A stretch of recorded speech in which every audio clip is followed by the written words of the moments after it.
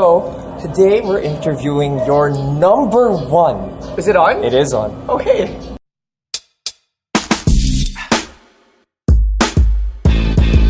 You're not just number one this year, Carlos.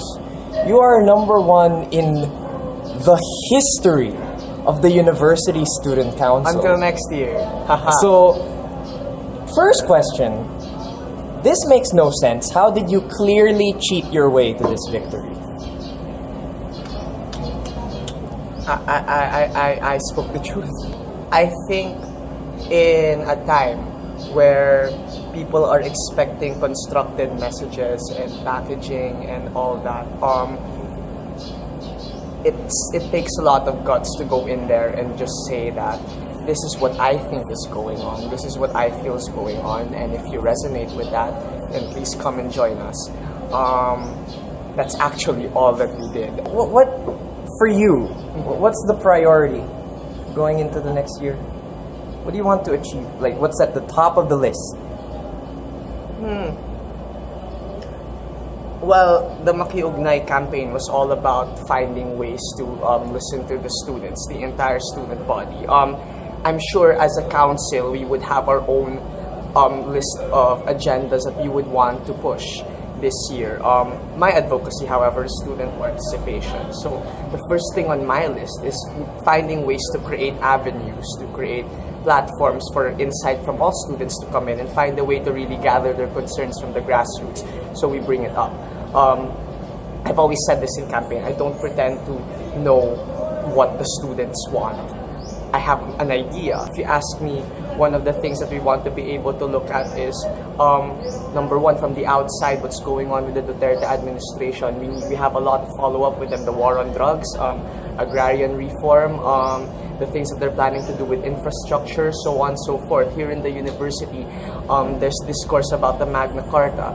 How are we going to continue that? There's the ongoing discourse about free education. How do we navigate those waters? And from that, there are other needs, basic dormer needs, athletes' needs, and mental health. These are all things that were talked about in the campaign. And I guess what I want to be able to do is really define what the concerns of the students are in this and what their thoughts are in this, so that we can bring it all and find a way to synthesize it as USC. One of the platforms we had was Dear USC. It's going to be an online form where people can directly share their concerns to the council, and every GA, that happens every week, we have to find a way to collate it and give our concrete action points. So that's one thing. But another one is really reaching out to these sectors in general. Every year, there is a volunteer score for USC. It's usually called task force or ambassadors or Vogue. It changes every year. But the core of it is that people join and take part in the USC. So what I want to be able to do is tap into that, make sure that people come from diverse backgrounds, dormers, athletes, different colleges, and form teams. Then we send them out to each sector, to each college, on a periodic basis to be able to gather the concerns directly from the students. So what we get is we tackle an online dimension to access the USC, while at the same time having a proactive way to physically connect and reach out with the constituents. Okay, so let's say we have that online avenue where we can access you, right? Okay. So let's say I'm one of your constituents. I'm a student, I'm a voter, and the first thing I send is, "You suck, dude. Stop it." How do you respond to that? I guess I would ask him to expound on why we suck. Because you're the worst. That's why. Then I would need to ask him to define what the worst is. And then maybe if you send something else, then maybe I should go look for him and talk it out with him. Because it's nice that we can express how much we hate a person or how much we think they suck. WWE does that all the time. But I think when it comes to something like this, we need to be able to qualify. There needs to be a reason why students think that they're not happy with what's going on. And then when we talk about that, then that's when we can meet out some concrete solution or action point that we can get from the opinion. So in your online resume, you listed under your interests pro wrestling. So I think it's fair for me to ask, Yeah. how much of this is fake, man? How much of this is theater? Are you really gonna do something for the council? Or is it all just a show? Well, for one, I would think that even though there are a lot of theatrics to it, it's all there is substance. Even in professional wrestling, people find their gimmicks, people find their moves, their gimmick matches, their characters. But the substance there is the storytelling. The substance there is what message do I want to convey, and I think all candidates naman, when they went on campaign period, there are certain parts of themselves that they accentuated. Some may even package themselves completely differently. But I would like to believe in good faith that at the core of that is because they're trying to find ways to be in a position where they can implement the change that they want to see. Realistically, there are theatrics to it, but now that we're here, the question is, what do we do?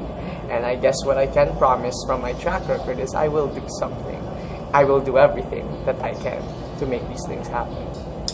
So you are a member of Diliman Rights Watch, which is a body seeking to lobby for the passage of the UP students' Magna Carta. Yeah. So, what's next for the Magna Carta? Right now, the Magna Carta is currently in the lobbying process where we're raising it to the University Council.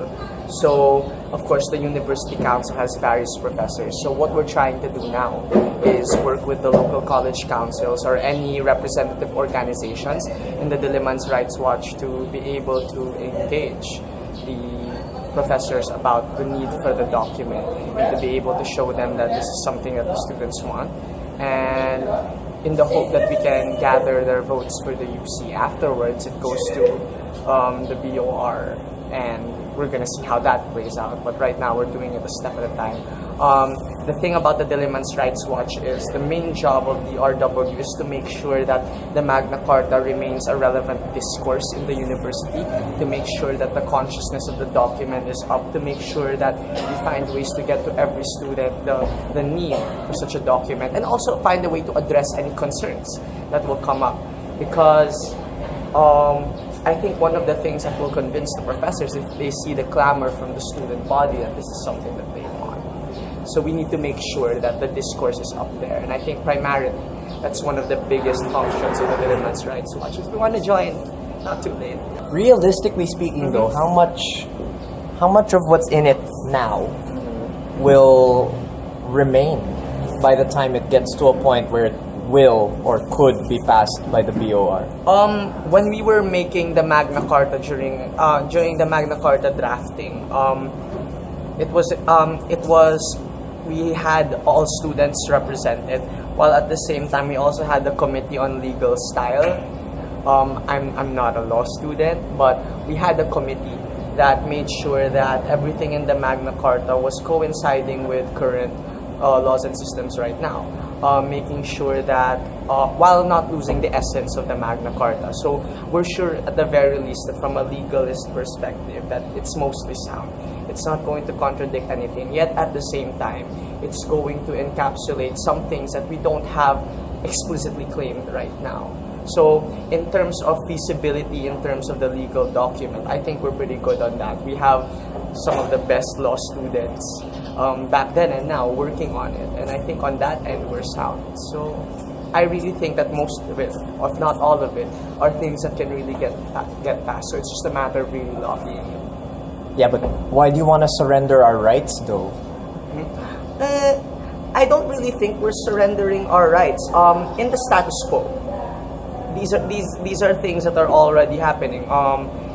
The unfortunate fact is the BOR is the final interpreter of a lot of laws because of the RA. So this isn't something new that the Magna Carta is trying to propose. It's not something, in my opinion, that's going to weaken the student movement. How I analyze it is in the status quo, students' rights violations can happen in a snap, and there's no legal document that can say, no, you're not supposed to do that.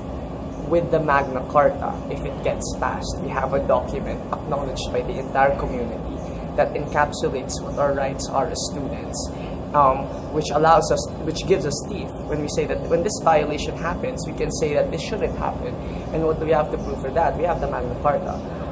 Of course, that doesn't mean we don't believe in collective action or militant activism and things like that. These are avenues that we can still use. It's the best avenue. Yeah, I think all avenues, when we exhaust them, are for that goal of getting students' rights. But if you pass the Magna Carta, you're surrendering our rights, though. No, I don't think so. If we want to be able to fight against what we think is an anti-student BOR, which I agree with for the most part, then our battle would be there. Our battle would be making sure there's more student representation in the BOR.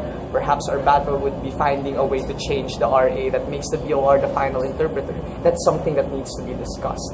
But I think that is a separate battle from a battle where we're trying to make sure that our students' rights are recognized. And I don't think these are two mutually exclusive things. And it's something that we can use the student movement to both attain.